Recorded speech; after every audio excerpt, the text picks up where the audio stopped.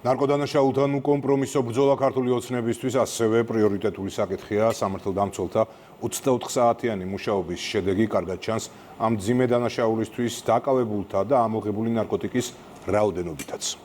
პარალელურად შინაგან საქმეთა სამინისტრო ქვეყნის მასშტაბით საჯარო სკოლებში ანტინარკოტიკულ კამპანიასაც აწარმოებს სახელწოდებით მე მომავალში. დღეს კიდევ 7 გახსნილი დანაშაულის შესახებ გახდა ცნობილი. მარიამ ქართველიშვილის სიუჟეტი. კოკაინი, ალფა-პვპ, მეთადონი, ბუპრენორფინი ამოღებულია გასაყიდად გამზადებული საშიში ნივთიერებების განსაკუთრებით დიდი ოდენობა.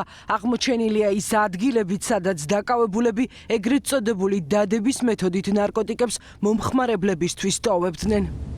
საპოლიციო ღონისძიების ფარგლებში კრიმინალური პოლიციის თანამშრომლებმა ოპერატიული ინფორმაციის გადამოწმების მიზნით გააჩერეს ავტომობილით მოძრავი 40 წლამდე მამაკაცი, რომელიც გამოძიების ინფორმაციით განზრახ დაეჯახა ჯერ პოლიციელს, შემდეგ პოლიციელის ავტომობილს და ადგილიდან მიიმალა. ის მალევე დააკავეს ბრალდებული დანაშაულის არც ერთ ეპიზოდს არ აღიარებს.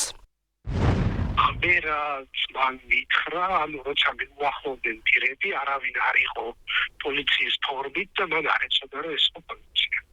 დაშავებული სამართალდამცველი კლინიკაში გადაიყვანეს, მისი მდგომარეობა დამაკმაყოფილებელია. ბოლო რამდენიმე საათში გახსნილი ნარკოდანაშაულის 7 საქმეში ირანის მოქალაქეებიც ფიგურირებენ.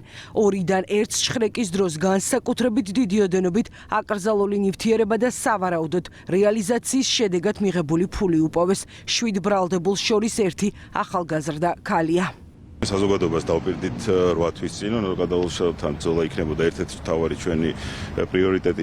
ქვეყნის პირველი პოლიციელი ამბობს, რომ ნარკოდანაშაულის წინააღმდეგ პოლიტიკა უმკაცრესია და ქვეყნის მასშტაბით საპრევენციო ღონისძიებებთან ერთად საგამოძიებო მოქმედებები გრძელდება.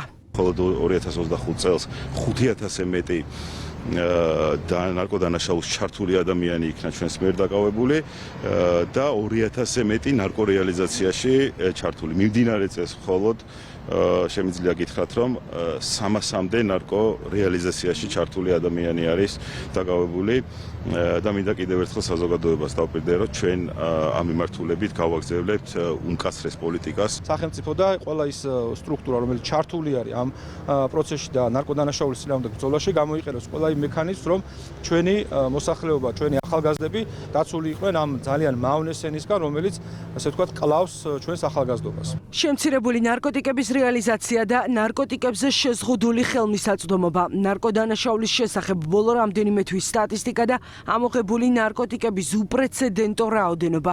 მთავრობის მეთაურისთვის ის შედეგია, რომლის გამოც გეკა გელაძის უწყება მადლობას იმსახურებს. პირველივე თვეებში უკვე, როდესაც დაინიშნა თანამდებობაზე ბატონი გეკა გელაძე, თვისებრივად გააქტიურდა მუშაობა. მძიმე ვითარება იყო, მათ შორის თბილისში.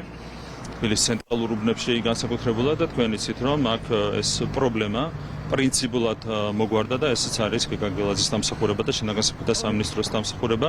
ყველა მიმართულებით, რა თქმა უნდა, გავაგრძელებთ აქტიურ მუშაობას, კორუფციული დანაშაული, ორგანიზებული დანაშაული, ნარკოტიკული დანაშაული, უკანონო მიგრაცია. ყველა მიმართულებით გვაქვს უკვე განსაკუთრებული გამორჩეული შედეგები მთელი ამ ბოლო თვეების განმავლობაში და კიდევ უფრო მეტი შედეგების მიღწევა გვინდა მომდევნო პერიოდში. დიდი და განსაკუთრებით დიდი ოდენობით ნარკოტიკული საშუალებების უკანონო შეძენა, შენახვა და რეალიზაციის ხელშეწყობა დაკავებულებს 20 წლამდიან უვადო პატიმრობა ემუქრებათ.